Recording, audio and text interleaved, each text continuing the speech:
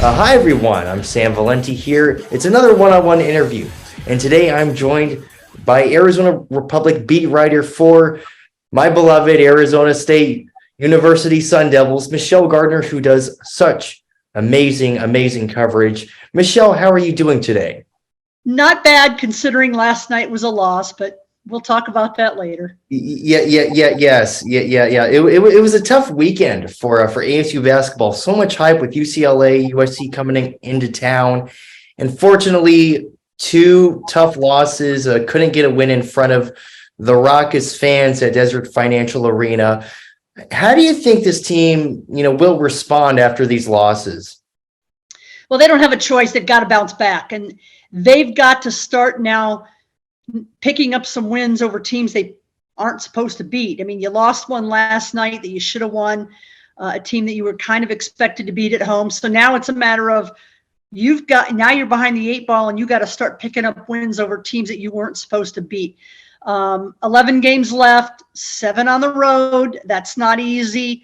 They still have to go to Arizona, to the Washington schools, to the LA schools.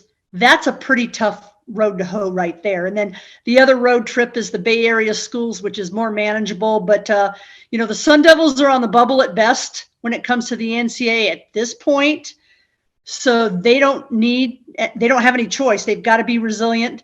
Bobby likes to say that they're resilient. Well, we're going to find out real fast. Yes, we sure will, and I would love to see this team make it to the tournament. But just I guess from your perspective, do you think there's anything specifically that this team needs to do to make it to the tournament? Well, they need to go back to being the defensive team that they were a week ago. They've thrived off of defense. Bobby said it last night. We're not an offensive juggernaut. We need to win it with defense. They need to win it with those deflections, change the shots, create some offensive points by getting some defensive stops and some turnovers. That's what they do best. And for whatever reason, and they played okay against UCLA. They didn't play great, but you got to consider the level of the opponent.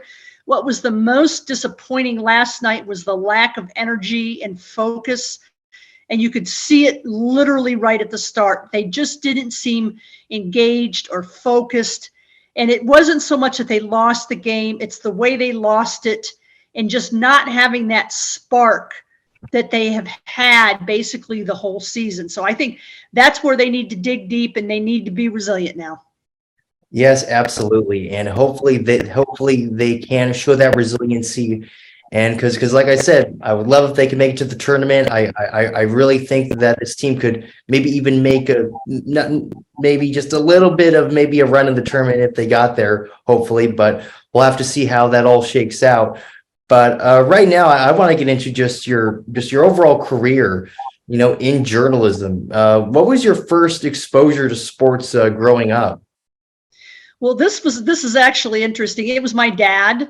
I grew up with 2 brothers. I'm the oldest of 4, and I had 2 younger brothers. And we grew up in Florida, and they were never really much interested in sports. So it was my dad taking me to spring training baseball games. I mean, he would come and pick me up in middle school. I remember he'd pick me up at noon every day, and he'd write me a note that I had a doctor's appointment, and he'd come pick me up from school and take me to baseball games. So I had more doctor's appointments than any kid in the history of middle school. Okay. So that was the first. And then, we would go to football games. We would go to Miami. We had season tickets to the Miami Dolphins and then later the Tampa Bay Bucks. So it was my dad and I going to these football games and going to these baseball games as long as I can remember. So that's kind of how it started. And this is really all I've ever wanted to do. I've never had any thoughts of doing anything else, but I just thought it would be cool to go to baseball and games and football games and get paid to do it. Yep, absolutely. That's I think for a lot of us aspiring journalists, who want to go into sports, it's a pretty cool thing. You get to go to the games for free, sit up in a pretty nice press box and have some fun, right? Absolutely.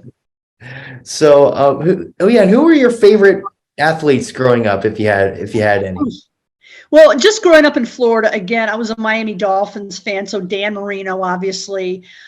Spring training for us in Fort Myers, where I grew up, we had the Royals in spring training, so it was George Brett. So those were kind of the guys that I remember and have always been a fan of. Bob Greasy, even going back before Dan Marino. So diehard Dolphins fan. Long live the undefeated 72 team. Woohoo! So yeah, those are the teams that I grew up in. It's weird being out here and being a Miami Dolphins fan because there aren't many of us out here, and Yeah. it's not like you get to watch all the games and whatnot. So it's a little bit different. And being a Royals fan too. I mean, how many Royals fans do you find in Arizona for that matter? And actually, 3 years ago on my bucket list was a trip to Kansas City and St. Louis. I took a baseball junket trip by myself. Growing up a Royals fan, I had never been to Kansas City. So I took just a junket trip and took in 2 games in Royal Stadium and then went to St. Louis. And it was when Albert Pujols was coming back to St. Louis. So that was pretty cool. So yeah. Oh, wow. That is, that's quite awesome. It's funny that you're a Dolphins fan. You mentioned that perfect season. My favorite team is the Bears. And we were really close in '85 to getting a perfect season, but then we had that one loss on Monday Night Football to the Dolphins. Yep. Yeah, that was I even though I wasn't alive for that, it would have been nice if the Bears could have also been one of those undefeated teams, but Dan Marino said no on that Monday night, and we had to settle for still winning the Super Bowl, but unfortunately not having the perfect season. No, that's one of my greatest regrets. Dan Marino never won a Super Bowl. That's just I know. ridiculous shame. Okay, it is. Yep, in my opinion, he's the best NFL player to never win a ring. I don't doubt it. Now let's see. In high school, were you involved in any sort of sports activities when you were in high school? No, I mean, I was never a good athlete, so I guess maybe that's why I like to write about it because I was never good at playing anything. So I was a cheerleader, but other than that, I was not athletic in the least. I mean, when it was pick 'em in high school, I was the last one picked. So not athletic in any way, shape, or form. What was your first experience like writing about sports? Well, probably, I worked for the school newspaper, the school yearbook. The one thing I admire about people getting into the business nowadays is there's so much more opportunity than when I was growing up and when I did it. When I did it, basically there were a couple options. It was the school newspaper, and maybe you were a stringer and you worked for the local newspaper doing high school football on Friday nights. That was your introduction to it.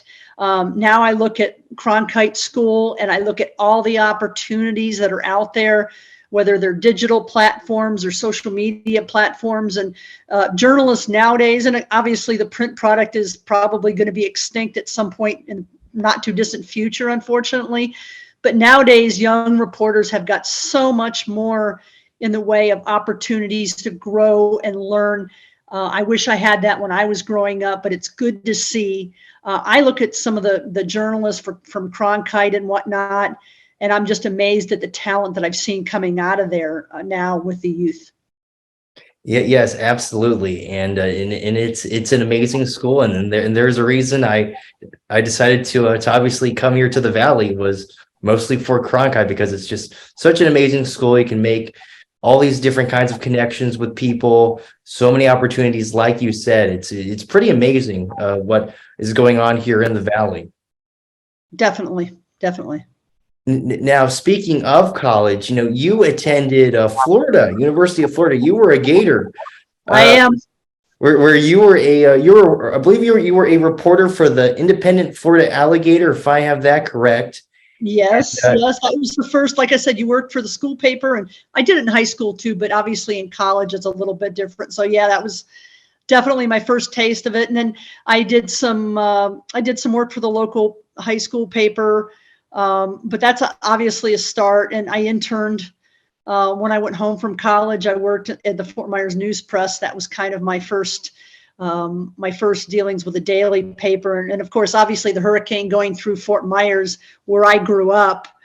I mean, the town I grew up in got obliterated, and that still breaks my heart, but that's where I grew up.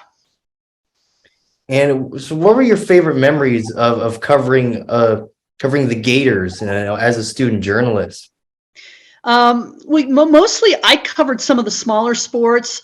I covered the baseball team and I covered the gymnastics teams. Those were the two teams that I covered when I was in college.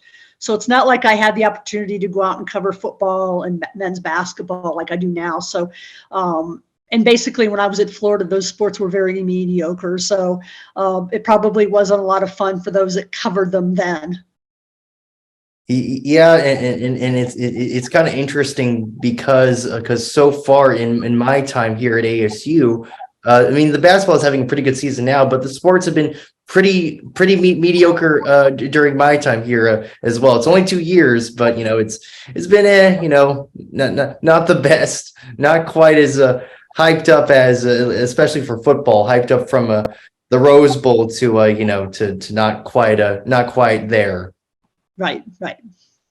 But and just overall, just overall, what are your favorite memories of just the college experience, being up for your favorite memories of just the campus and just how from your time back then, have you gone back? Have you seen how much it's changed since then? Oh, it has. And this is actually a funny story.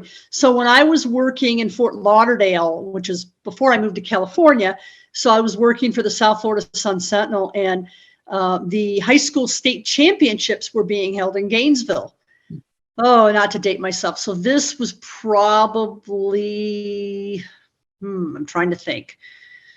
I want to say maybe the early 90s, I want to say. So I actually went back to Gainesville, and I was working covering a high school championship. And I stopped by the University of Florida journalism department and stopped in to see one of my journalism professors there.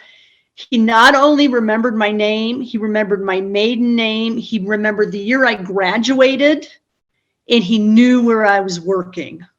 I was floored because it's such a huge school, and I wasn't like Miss A student involved in everything. I hate to say kind of average, but I was. And for him to remember all of that, I was absolutely floored that he knew all that. Wow! That's amazing. It's kind of amazing how the people you meet, the people you meet in life, and how sometimes that stuff just kind of ends up circling back. Years later, that is really remarkable. Yeah, and again, it wasn't like I graduated last year. It was probably maybe a good 15 years after I graduated. So it's not like it had happened in recent memory or anything. Wow, that's awesome. Honestly, wow, that's so cool.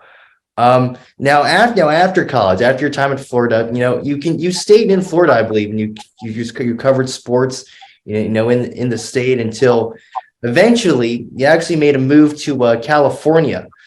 Which is pretty, that's a big move. You're going from one side of the country to the complete opposite. Was that a difficult change to go through for you? Well, what actually happened was my husband got a job in California, and he was working for the ESPN radio affiliate in LA. So that's what actually moved us out to California. And it was kind of a standing joke. We got married in 1992. And actually, this is a good story, too. I met my husband in the Miami Dolphins locker room. Wow. So how cool is that? So I was working at the time. I wasn't even over to Fort Lauderdale yet. I was working in Naples, and I was covering the Dolphins, and he was working for a radio affiliate in Miami. So that's actually how we met, was covering the Dolphins. But anyway, to facilitate the story, so he got a job in LA with the ESPN affiliate out there. And since we had gotten married, he'd always been talking about moving back to California. He loved California. And it was a standing joke because I would hear this every year. Oh, I'm going to get a job in California. We're going to move to California. And it never happened. So finally in 2001, when it did happen, I was like, oh, crap, this is actually happening. We're moving. So it didn't necessarily work out in a lot of ways the way we had hoped. California is crazy expensive. I didn't necessarily love California, but you kind of can't change things. So there's no sense in kind of lamenting what could have been or whatever. And just moving away from all my friends and family was very difficult. But yeah, so that's why and how we ended up in California in 01. Wow, that's crazy. It's so cool that you met your husband in the Dolphins locker room. That's a pretty remarkable story. Well, and the good thing is, he understood the job. So if I had to change plans because a coach got fired and now I've got to work, or I had to change something, I was dealing with somebody that was in the business that understood. So that was probably the benefit there. Or if I was working on a story, I could have him read it and say, hey, this just doesn't seem right to me. What do you think? And he'd be my best critic and my, biggest advocate. He'd read something and say, you are right. It's missing something, and he'd make a suggestion. So that's kind of cool about it. And again, just him having understood the demands of the profession was a big help. Yeah. That is really great that you had that great connection with your husband. He would be able to kind of help you out with stuff. I think that is really it's really a really wonderful thing, and really it really shows the mark of a great relationship, I would say. Yep, definitely. And so let's talk about California for a bit. You spent many years in California. You covered high school, college sports and stuff. What were some of your favorite just stories? If you have any specific stories that you covered during your time there? Well, probably if you want to look from a high school level, probably the most exciting thing that I covered the Chino Hills High School basketball team when they had the Ball brothers. So I had literally a front row seat for that whole circus for the 3 or 4 years that it was. And it was unlike anything that I've ever seen in my life. And when you go back and look, and 4 of the 5 players that were the starters on that team that won the national championship, if you want to call it that, went 35-0. 4 of those guys are in the NBA, which is pretty amazing.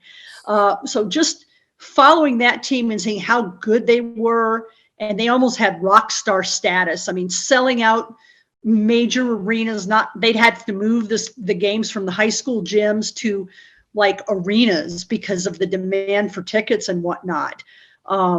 It was unbelievable. And just, Lonzo Ball and little LaMelo Ball. I mean, it was and then you've got the father there, so I had a front row seat to that circus, and it was beyond anything I've ever seen. It was unbelievable. Wow, that's amazing that you got to cover that. What what were your interactions like with the Ball family? Well, I mean, LeVar liked to talk. I mean, he just wouldn't shut up most of the time. He loved to talk. And as much as people criticize him, you look at what he's done, and with 2 kids in the NBA, I mean, that's pretty phenomenal when you look at it. So most of what he talked was going to happen. He spoke into existence and made it happen. So as much as he could be a blowhard at times, he made it happen. So you kind of can't doubt the results there. So that was pretty interesting. I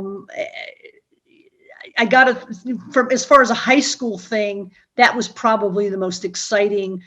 And even going back to my Florida days, just from covering a high school team, that was probably the most compelling thing that I've covered. Yeah. I mean, that's such a fascinating story that you got to cover. You got to see that up close. I think that's pretty awesome. And then seeing it, what they've all done since then. I imagine for you, it's pretty remarkable to see that, and then look back and be like, wow, I was there when they were just in high school. Pretty amazing. Absolutely. And so in 2018, you came here to beautiful Tempe, Arizona, to become a beat reporter for ASU athletics, basketball and football for the AZ Republic. So how did you get the job, and how excited were you when you got that job to come to the desert? Well, I got to put this in perspective. So the way it kind of all happened, in January of 2018, I got laid off. I was working for the Southern California News Group. And, when hedge funds buy papers, they got it. And so I got laid off. And that happened on January 26th of 2018. And 5 days after I got laid off, my husband died. Literally the same week. So he had been in very bad health for a while, pretty declining health for a couple of years. So it was unexpected from the standpoint of I didn't expect it that soon, but I knew that at some point he was going to give into the myriad of health issues he had. So literally, I don't know what worse what if a human can have a worse week than losing a job and a husband in the same week. So I was kind of trying to figure out what to do. I didn't necessarily have the money to stay in California. Didn't have I didn't have any family out there, and didn't necessarily have it in me to move all the way across the country back to Florida. A lot of people thought that was a given, that that's what I was going to do. And I really didn't have the desire to move back to Florida. So my game plan was actually to move to Arizona because I've got a friend of 40 or so years living in Arizona. At the time, lived in Glendale. So my game plan was sort of just to move here, live with her and her husband. I thought maybe I could get a part-time job, maybe, apply to the paper to help them cover high school football, because every paper needs somebody to help cover high school football. So that was kind of my game plan. And I thought I could make it work if I did that. So I sent a letter to the sports editor, Mark Fowler, and explained the situation, said, hey, I'm moving to Arizona. Do you need any help covering, as a freelancer? So I didn't hear anything for about a month. And then lo and behold, I hear from him in, I want to say, maybe late July, early August. And at the time, they had a couple of openings at the same time. Now, when I had sent him my resume and I had sent him the inquiry, I sent him a copy of a letter of recommendation from my boss in California, sent him some clips and the resume. And it turns out that he knew my sports editor in California. So literally, that is how I got the job. So I guess the worst of times followed by the best of times.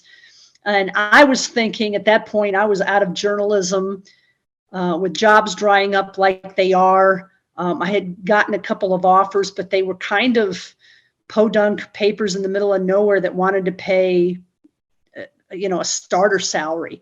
And they were the type of jobs that you get out of college, not the type of jobs you get when you're about to retire. So when he called me and we talked and he told me about the openings that he had at the time, I was overwhelmed.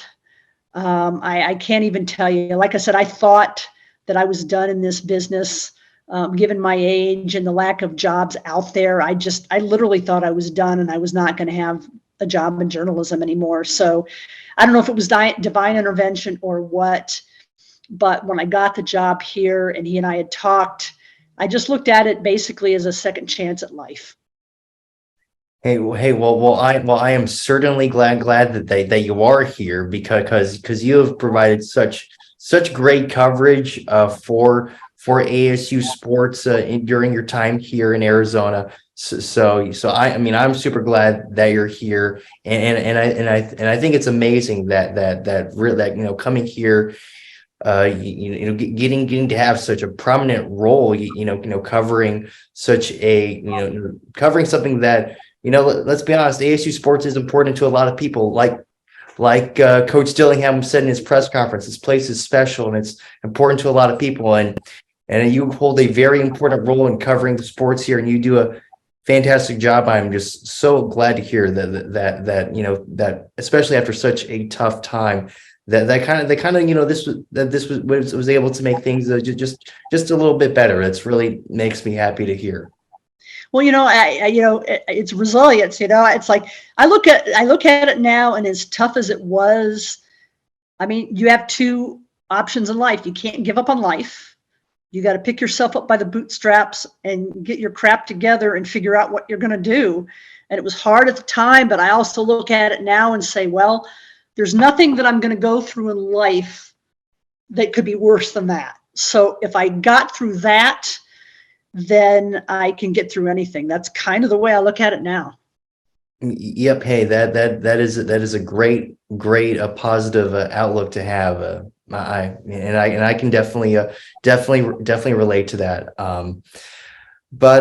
So obviously you've been able to cover a lot, covering ASU athletics. What has been, in your opinion, the most memorable moment for you so far during your time reporting here on Sun Devil Sports? Probably getting to do March Madness in 2019. It was my first year, so that was when ASU made the playoffs, and probably covering March Madness. It was really exciting to do that for the first time. I think that was the year that they went to Dayton and had to play in the first four or whatever. But just being able to cover March Madness was pretty exciting. So I think I just think that when it's playoffs, there's nothing better than that in college sports. And that's another thing. So when we were talking about the job openings, there were a couple different things that were open, and I think the Phoenix Suns was open at the same time, and Dwayne Rankin got hired to cover the Phoenix Suns literally the same time I got hired to cover ASU. So to me, I look at this job. To me, I feel like I'm blessed. When I was in California, I covered 65 high schools and 10 local colleges. So it was like a rat race every single day trying to, and at the time that I got laid off, I was the only person left in the sports department from previous guttings. So that's why I was surprised I got laid off, because the local paper, literally, I was the last one left. So to be able to cover one school, I just feel blessed that I can focus all my attention on one school. And I primarily do men's basketball and football, although I've been able to help out with other sports on occasion. So I'm more than thrilled to be here and do this job. And obviously everybody at ASU does a phenomenal job. The media relations folks there are second to none as far as helping us, do our job and giving us access to the athletes. Yes, absolutely. The media relations department at Arizona State is certainly fantastic. I actually want to mention a great story, non-ASU related, but a great story you wrote in 2021. I believe it's your pinned tweet on Twitter. A great story about the importance of mental health in college athletics. It was, I read it. It's an amazing story. Just I could tell a ton of research went into it. What does it mean to you to have written a story that carries so much meaning, especially, in this world that we're living in today? Absolutely. And that was something there were several months went into that. And I guess that's the good thing when you finish, basketball season, is we have a couple, I don't want to call them down months, but you're not pressed with everyday stuff, happening where I can take a project like that and put some time into it. But yeah, and people can, like I said, it's my pinned tweet. And then I also did a first person that went along with that talked about why it's a cause that's near and dear to my heart. And it all started with covering Tyler Hilinski, the Washington State quarterback that committed suicide in January of 2018. And ironically, that happened right before the crap hit the fan for me personally. And I remember going to Tyler's memorial service and then going to visit my husband in the hospital right after that. So literally this all happened at the same time. So just knowing the Hilinski family and to know somebody personally that dealt with that, it's a cause near and dear to my heart. And that was one of the probably the most impactful thing I think I've ever written. Yep, and it's really well crafted. And you went through. I mean, you interviewed quite a few people for it. Like I said, it's well researched, well crafted, and I think it's like I said, it's a very important story that you wrote, and I think it's as much as I love your ASU coverage, I think that might be the best story that I've ever that I've ever read that you've written. Well, actually, the way it started out, I was writing a story about COVID, and the way this whole thing started was I was just going to write a story about mental health and athletes and coaches dealing with COVID and the things that they were going through. So I did another story about that, but through that, I found out some of the things about this, the Damn Worth It, where the Oregon State athletes organized a mental health thing after two of their teammates committed suicide. So it was through the research for the other story I found out about that. So it ended up turning into a 3-part series is what it ended up being. The first was about athletes and coaches dealing with COVID. And then the bigger one about the mental health and suicide and prevention and awareness and mental health awareness. And then the first person story that I wrote, which I think that ran online, it didn't run in print, that was basically a first person account of why this topic is important to me. And then there was another kid, a young man that committed suicide. When I was in Fort Lauderdale, he was a high school wrestler at one of the high schools. And a year and a half after he graduated, he committed suicide. And he had, his sophomore year in high school, got hit by a car when he was out jogging and was basically shattered his leg in 100 places. And he ended up coming back a year later and placing 3rd in the state when they said he'd never walk again. So, and then fast forward to he graduates from high school, and a year and a half later, he commits suicide. So it was 2 athletes between he and Tyler Helinski that I knew of personally that had committed suicide. So that's why I took this thing personally and worked on this story. Yeah, well, I am super glad that you wrote it because it's tremendous and like I said, carries a lot of meaning, and it is very, very important. Now let's talk about next season. It's going to be a big season next year for ASU football. As you and I both know, there will be a new coach on the sidelines, Mr. Kenny Dillingham. I'm very excited to see how this first season is going to go for him. What are your thoughts on the things that Dillingham has done so far during this offseason? Because it's been a very eventful offseason for ASU football with all the transfers coming in. Well, I think it's going to be a matter of how fast this team comes together. When you're looking at a team that's probably going to have upwards of 45 to 50 new players on the roster, between the Division I transfers, the JC kids, the new high school kids coming in, and God knows what else they're going to get still, I think it's a matter of how quick this team gels and how fast they find their chemistry. And you've got a whole new coaching staff. I do like what he's done to this point.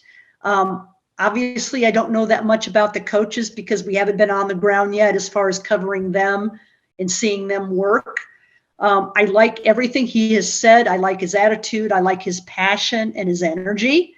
And we'll just see how it manifests itself into the product on the field.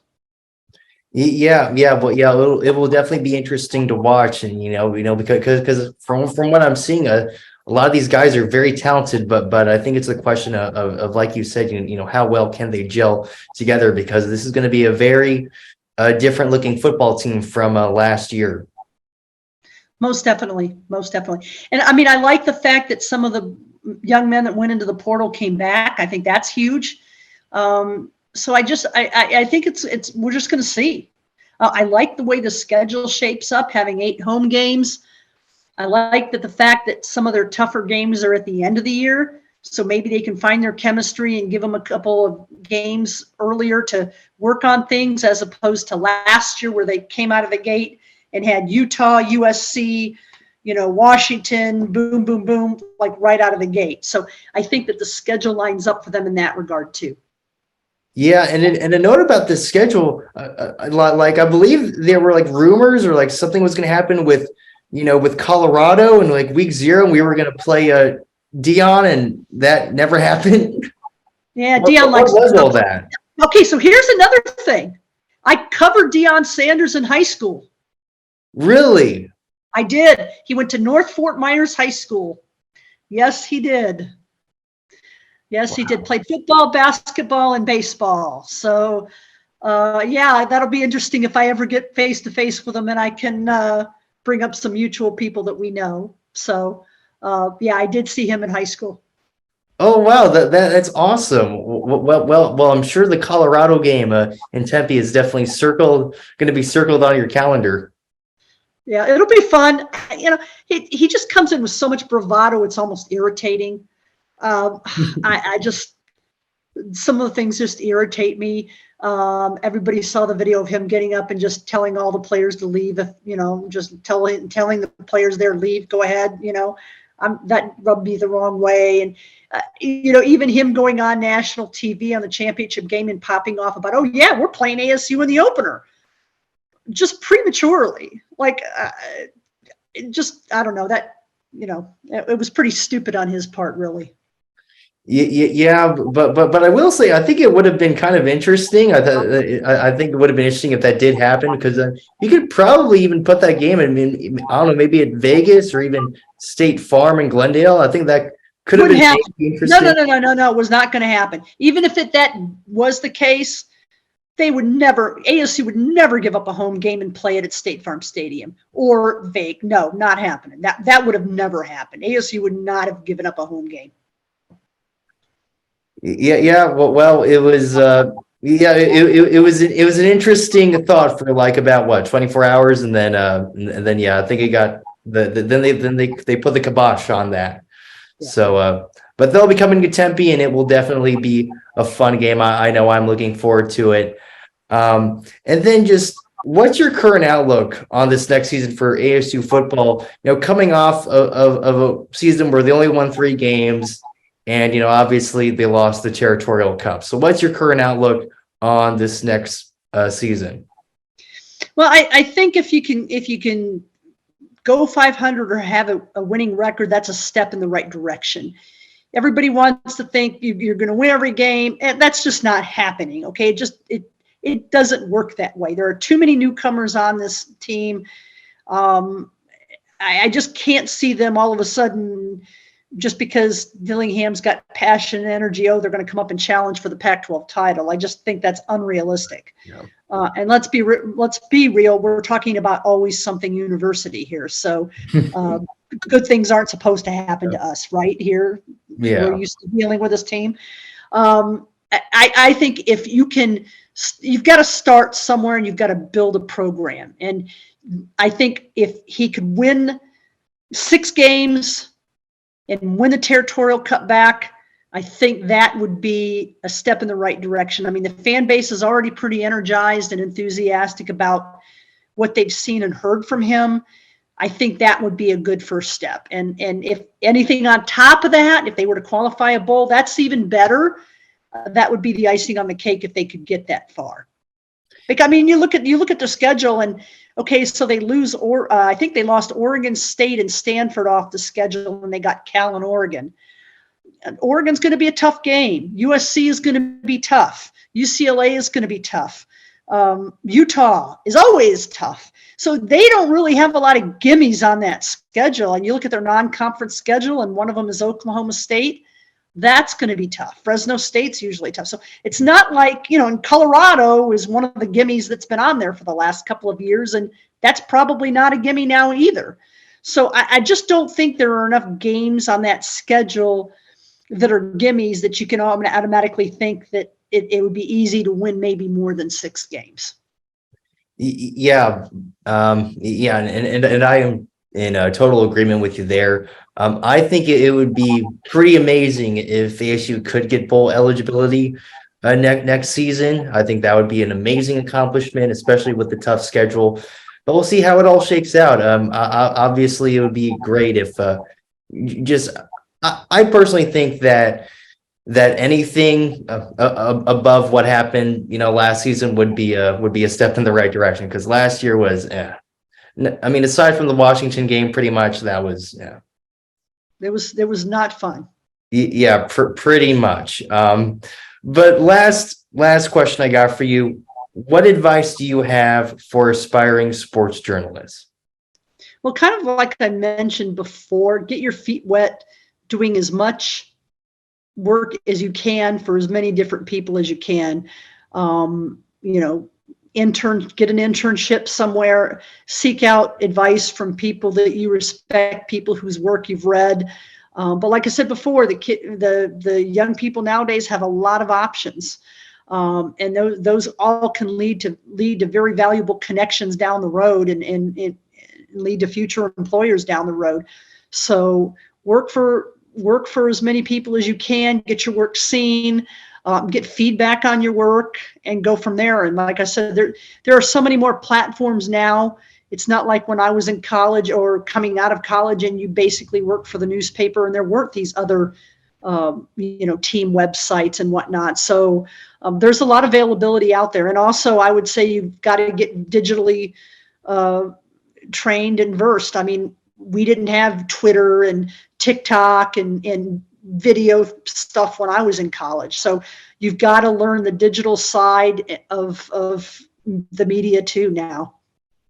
Yep, absolutely. It's definitely a different landscape these days, especially in the world of journalism. And I would say that Cronkite is doing a great job of really exposing the students like to kind of this new to like this new way of journalism, I think. Absolutely. Yes, I'm definitely in agreement with you there. But Michelle, thank you so much for talking to me today. Such an honor to talk with such a great journalist like yourself. Thanks for having me. Yes, absolutely. Take care, Michelle, and I will let you get back to watching football, okay? Absolutely. Have a good day. All right. Take care.